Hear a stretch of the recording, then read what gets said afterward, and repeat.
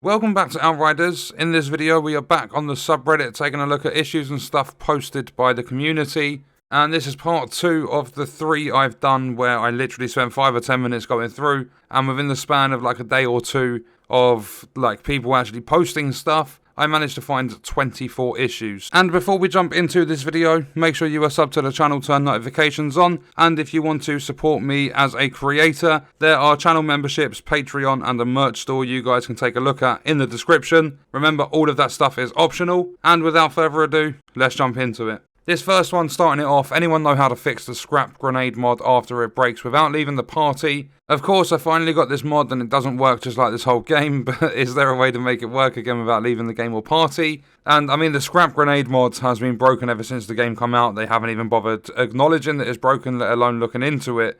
And you've got some of the community trying to help out, just using ability after a cutscene, it won't break. And then they say, it breaks any time I shoot right before a cutscene, and sometimes avoiding that is impossible, as some cutscenes happen so quick. And then someone else says, try changing guns, changing gear helps me when tricks the bugs and get stuck in Hunt the Prey, and you can't use abilities. So just more issues being spoken about in general, really. And again, I have to say it just because I feel like doing it, credit to Reddit. This is what the community are sharing, and I'm literally just relaying it and just sharing it with you guys just to have a laugh, basically, how broken this game really is. So the second one out of 8 for this video, matchmaking is so screwed when joining other players' session, network lag quirks, the yellow or red poor connection alert is ever present, can't teleport behind that object, even when I'm already behind it, shouldn't even exist, teleport me to the side, I don't care. Jammed weapon, won't shoot or reload, can't use skill although it's fully recharged, slow-mo super disorienting teleports can literally see every meter of the flight. Weapon impact lag, so you can't exactly tell whether the enemy is killed or not and you waste bullets. No reaction to the skill buttons till you spam them to death and catch quite a few unnecessary bullets. Well, basically a CT15 I find matchmaking simply unplayable unless I host my own game, but then I imagine my guests suffer just as much and underperform greatly. Then it carries on to say matchmaking design quirks 95% of the time I join a random party, a dude's just chilling in the camp doing nothing or stuck forever at one of the dealers. Return to lobby, repeat. The friggin' lost connection to the host reconnecting and trying to recreate game take forever and result in a useless game session that everybody just quits after having wasted 5 minutes of their life, must have a button to return to lobby immediately. But I mean, when the host leaves, sometimes it never recreates the session, and sometimes abandoning an expedition or trying to return to the lobby does result in it just crashing. Even trying to skip the credits after the story Yagak boss fight, that just results in the credits never being skipped, and it always just kind of bugs out. It's just a lack of developing sort of ability, realistically, from the creators of this game. And another thing I forgot about is this video is going to be extended because there are a couple of videos I've been sent on Twitter. I completely forgot about them until now, so I never mentioned them in the first video of this little like 3-part series. But this is the first one on Twitter, and this is Heart of the Wild Tier 6. I mean, Twitter's video quality is absolute shit, but they can't progress. They're almost 8 minutes in, and they can't do anything at all.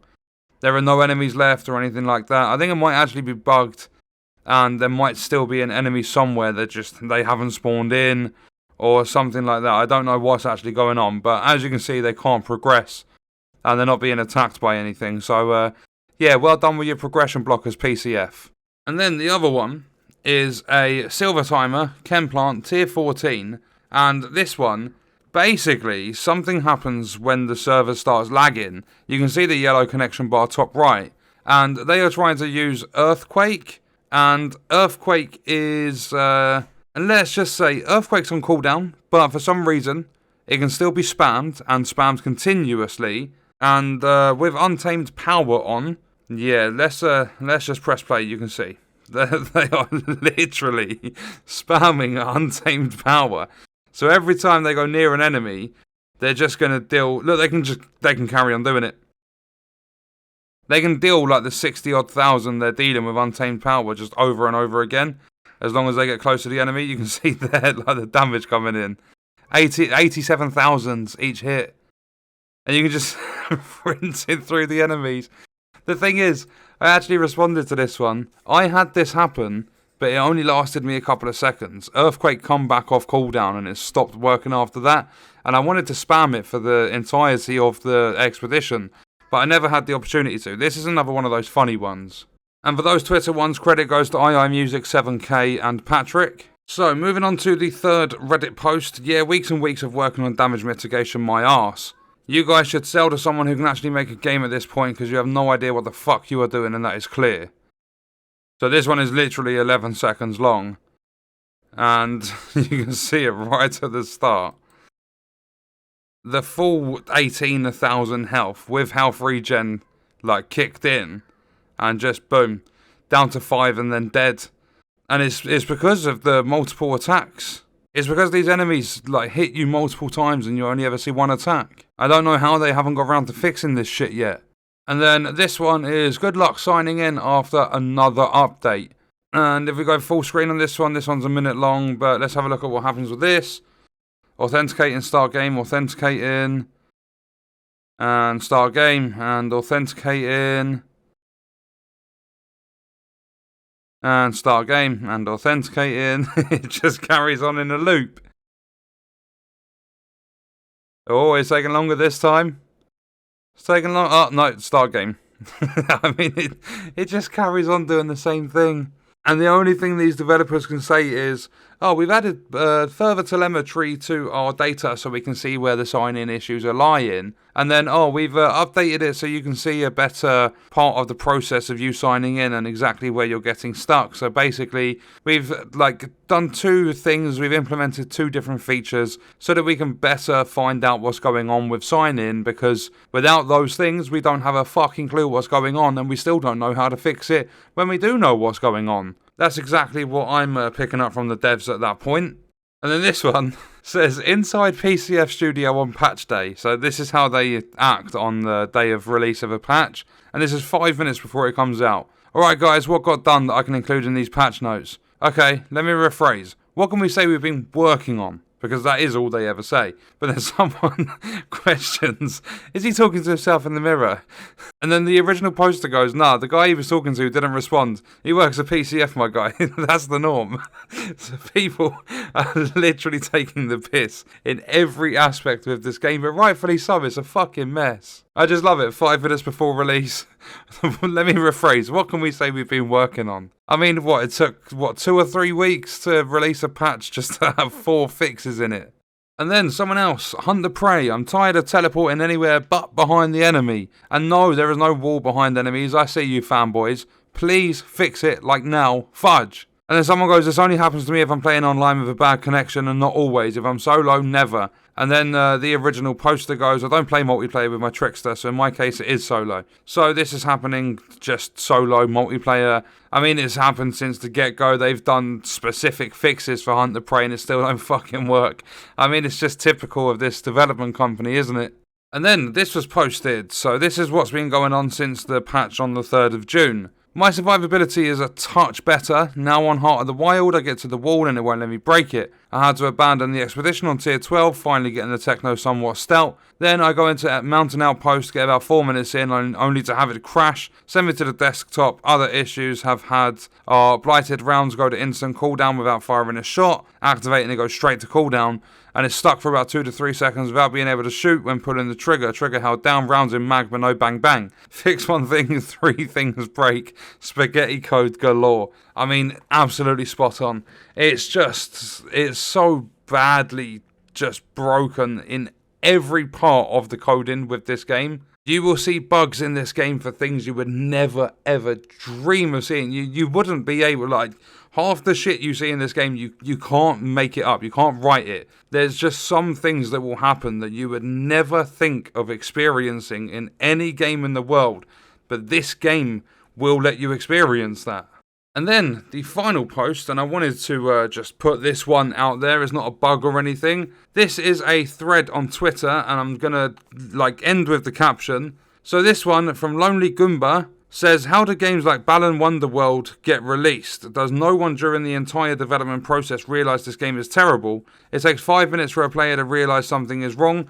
You don't need to be an expert game developer to realise that, and now Balan is dead. And then someone called Mike says, time for a thread. I'm going to let everybody in on a little game development secret. When you work on a bad game, almost everybody on the team is painfully aware that it's bad. Morale drops, everybody struggles to try and at least make their contribution acceptable. Then the post says, "This is why I say we need to be nicer to the developers. I get why people are upset, but just check out the link and imagine things from their perspective right now, because, diddums, they've spent 5 years working on the game and they can't put it together properly. We have to feel bad for them. We need to be nice to these people that will release this game and then go, here you go, look, I've released this game, come give me £60, play my game. It's broken as fucking shit, and that puts us really down in the office. Nobody fucking cares. Work harder. Stop fucking sitting there making up all this bullshit.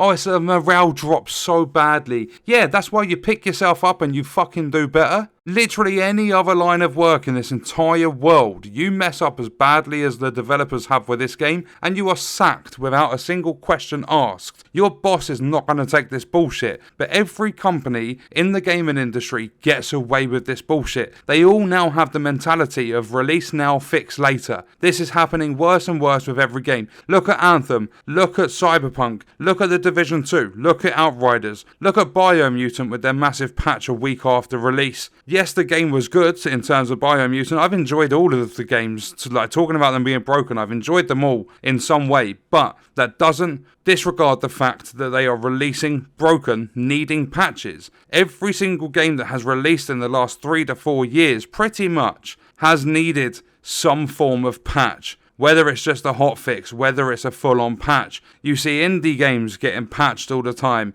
AA, AAA games, they all need it. And for Outriders and just for any developer in the world, this Balan Wonderworld or whatever, I don't care if your morale's low in the fucking studio. You should have done a better job before launch. You make a game, you spend years making the game, and it's still broken. Why the fuck should anyone be nice to you? Why should you get this free pass? Because, at least we tried. At least we we struggled to try and make our contribution acceptable. I don't fucking care. Make it acceptable. There is no excuse for putting a half-assed effort into something. Absolutely no excuse. They've worked on Outriders for years and years. That is what they claimed. So if they didn't say that, then people could be a little bit like, we don't know how long they spent on this game, but they come out and said they spent 5 years on it. We've seen bigger, better games coming out with less development time. We've seen more polished games releasing without that much development time. However, it could be bullshit. They might have only spent a year on development and 4 years pre-production, meaning the stupid fucking people higher up were sitting there thinking of how to release it and what to do with the game. It's nothing to do with the game being rushed because they had 3 delays. You can't sit there and be nicer to the developers and, I get why people are upset, but just check out the link. Imagine things from their perspective right now. Yeah, imagine their perspective. They've done their work, they've made their money, every single one of the fuckers has got a paycheck, and we've provided that paycheck. The people that have paid for the game, I got it through Game Pass, people will say, yeah, but you play it for free. Well, no, I pay my subscription. I also bought the game on PC. But regardless, not talking about me, everyone else in the community that has paid for this game has paid for the paychecks that these developers receive. They've got their money, they've released their product, they don't give a shit. If they cared, they would do better with their work. If they wanted people to feel sorry for them, they would at least try. And people need to start understanding that. You cannot, in a AAA company with over 300 developers, spend 2 to 3 weeks working on a patch and release 4 fucking notes. With one of them things simply being that they've added extra steps to the sign-in process so players can see a more detailed report. They added in region-based matchmaking, and every multiplayer game still lags in some way. At this stage, morale should be down, but it should be up to the development team to bring that morale back up and do good for the game. They can't sit there and use it all as an excuse. Because we saw one of the, I think it was just a community manager, the Archon for Square Enix, saying that no matter what they say, it's always being taken out of context by the community. What do you fucking expect? Do you expect us to say, it's fine, you've taken our £60, we're just going to leave you for a year or two until you get the game right? These developers, this person, because a developer hasn't even specifically said this for this post, but this person saying we need to be nicer to the developers, they clearly haven't seen that these devs have gone out and bought 2 new studios. They're working on 2 new titles set to release within 3 years. Why are they working on other projects when the project they've just released doesn't even work? And they claim that Outriders took 5 years. How are they going to release 2 games in 3 years if they couldn't successfully release this one in 5? People just need to get a better understanding of everything that's actually going on. And no, I don't mean game mechanics. That was fucking ridiculous. And yeah, that went a little bit deep and I got a bit serious with that one because it fucking annoys me. Oh, morale drops, look, it's a little game development secret. No, it's not a fucking secret that morale drops when things go to shit. It happens in every line of work. If I upload a video and it absolutely flops in terms of performance, yeah, my morale's down, my motivation's down. It happens to everyone. But that's why, instead of giving up and sitting there feeling down and shit, you pick yourself up, you do a better job and you improve on what you do. There is always, in everything you do, literally every little thing, there is always room for improvement, and you've got to push and release that improvement. You've got to do better. But on that serious note, me getting a little bit annoyed with that post, I'm going to leave the video there because we do have another one with another 8 posts to look at from Reddit. And as I said, that is literally in the span of like a day or 2 of people from the community posting and about 5 or 10 minutes of me looking through. So that's going to do it for this video. Let me know your thoughts and stuff in the comments and I'll see you in the next one. I hope you guys enjoyed it.